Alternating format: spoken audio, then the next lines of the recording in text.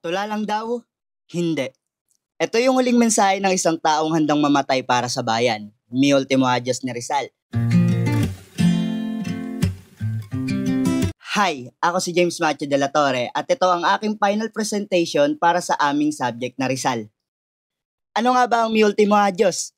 Ang Mi Ultimo Adios ay tula ni Dr. Jose Rizal bilang pamamaalam bago siya barilin sa bagong bayan. Dito, ipinahayag niya ang pagmamahal niya sa bayan at ang kahandaan niyang mamatay para sa kalayaan ng Pilipinas.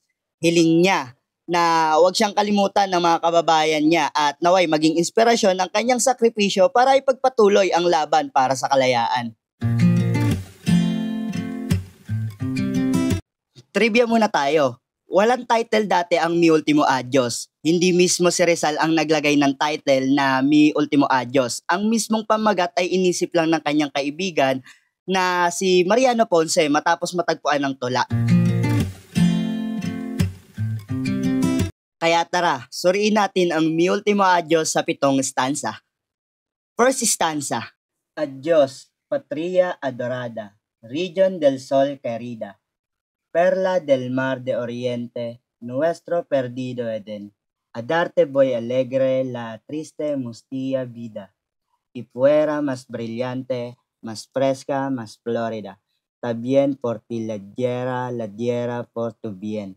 Ang Tagalog naman nun ay, paalam inang bayan, perlas ng silangan, masaya kong inaalay ang aking buhay kahit ito'y pagod at malungkot na katawan.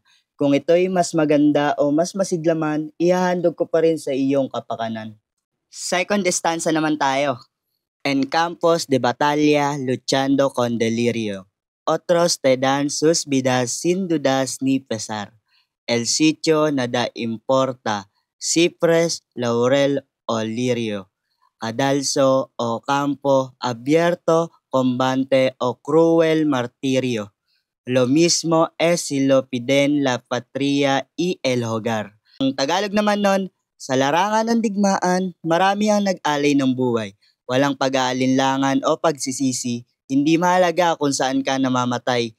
Sa bitayan man o labanan ay handa kung para sa bayan at tahanan ng sakripisyo.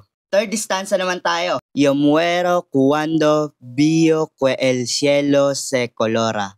Y al fin anuncia el día tras Lobrego Capus. Si grana necesitas para teñir tu aurora, vierte la sangre mía, derramalla en buen hora, y dorela un reflejo de su naciente luz. Ang Tagalog naman nun, mamamatay ako habang sumisikat ang araw, tanda ng bagong umaga pagkatapos ng dilim. Kung kailangan ng dugo para sa liwanag ng bayan, hayaan mong aking dugo ang maging kulay upang pagbangon mo ay mas makinang. Fourth stanza naman tayo. Mis sueños cuando apenas muchacho adolescente, mis sueños cuando joven ya lleno de vigor, fueron el verte un día, joya del mar de oriente, secos los negros ojos, alta la frente, sin senyos, sin arugas, sin manchas de rubor.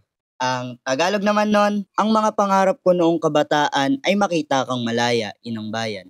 Na walang luwa, walang takot, mataas ang noo at walang bahid ng kahihiyan.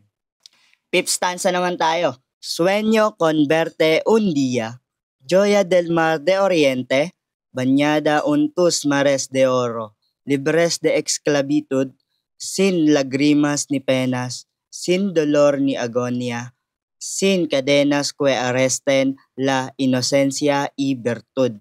Ang Tagalog naman nun, pangarap kong makita kang malaya, perlas ng silangan. Walang gapos, walang luwa, walang dusa, malinis, marangal at malaya. Sixth stanza naman. Y si en mi tumba un día ves brotar un humilde flor, acercala a tus labios y besala con amor. Siente sobre tu frente caer una lagrima, hermana, y en mí tumba un beso, manda un el vento que pasa. Ang Tagalog naman nun, kung sa libingan ko'y may bulaklak na umusbong, halikan mo ito ng may pagmamahal. Damdamin mong ako'y naroroon at ang iyong luwa aking yakap habang ako'y nagpapahinga sa katahimikan.